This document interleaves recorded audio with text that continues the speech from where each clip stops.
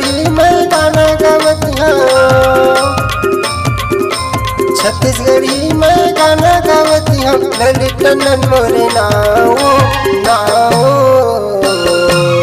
पूछता बे मोरी गाँव रे चंदा, पूछता बे मोरी गाँव, पूछता बे मोरे गाँव रे चंदा, पूछता बे मोरे गाँव।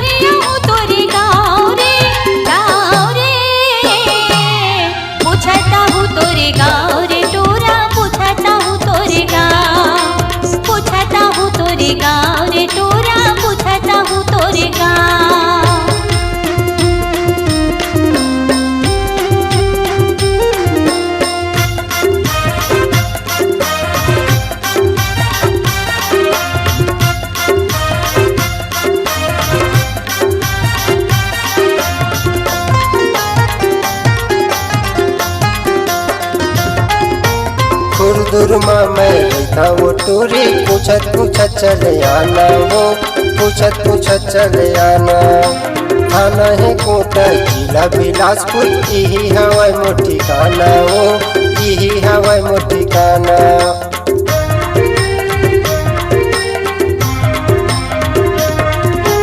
96 52 36 49 सवाई वो 35, 49 सवाई वो 35।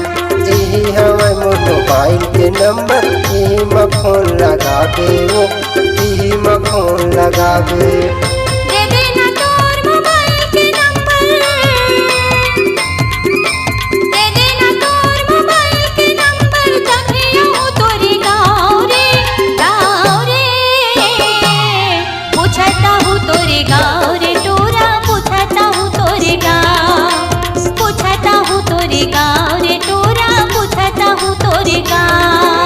छत्तीसगढ़ी में गाना गावती हूँ,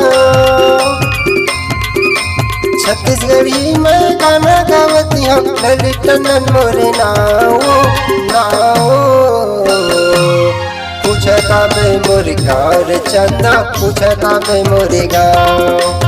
पूछता हूँ तोरे गाँव रे तोरा, पूछता हूँ तोरे गाँव, पूछता बे मोरे गाँव रे चंदा, पूछता बे मोरे गाँव।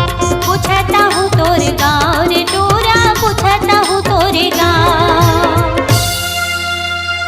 नमस्कार दोस्तों, नए नए छत्तीसगढ़ी गाने सुनने और देखने के लिए हमारी वीणा म्यूजिक को सब्सक्राइब करें और बेल